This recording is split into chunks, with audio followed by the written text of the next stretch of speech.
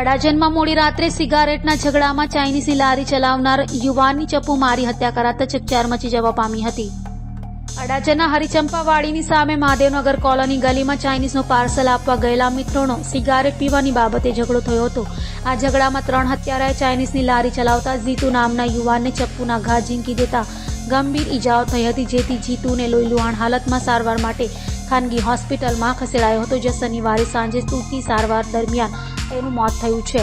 બનાવની જાણ થતાં પોલીસ પણ સ્થળે દોડી गई थी, हत्याનો गुनो नोंधी तपास हाथ धरी थी।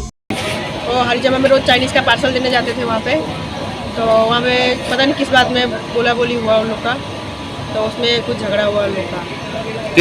कैसे हमला किया, कौन लोग थे मारने वाले से कुछ पता चला? नहीं, अभी वो लोग कौन पता नहीं है, वो लोग थे 3-4 जने से, पता नहीं क्या हुआ है उन लोग का। फिर बोला बोली कुछ हुआ तो लोग चाकू पकड़े, तो मेरे हस्बैंड पे और उनका एक फ्रेंड था, उन पे घाव कर दिया है। तो मेरे हस्बैंड को ज़्यादा ही घाव हो गया है, पेट में 4 घाव लगाया है और हाथ में लगा है, और दूसरा जो है उनका फ्रेंड, उनको एक घाव लगा था। कब ये घटना कब हुई?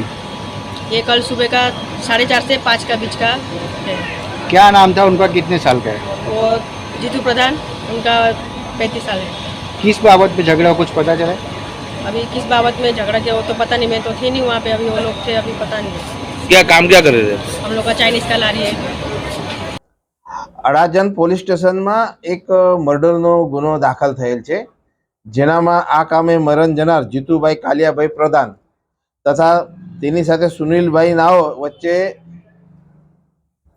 ચાઇનીઝની લારી ઉપરથી ચાઇનીઝ આપવા બાબત ગયેલા તે બાબતનો સામાન્ય ઝઘડો થયેલો હતો, જેની અંદર આ કામના આરોપીઓએ મરણ જનાર જીતુ પ્રધાને ચપ્પુના ઘા શરીરના ભાગે મારેલ અને એને ગંભીર ઈજાઓ થતાં તેને સારવાર દરમિયાન એ મરણ ગયેલ છે।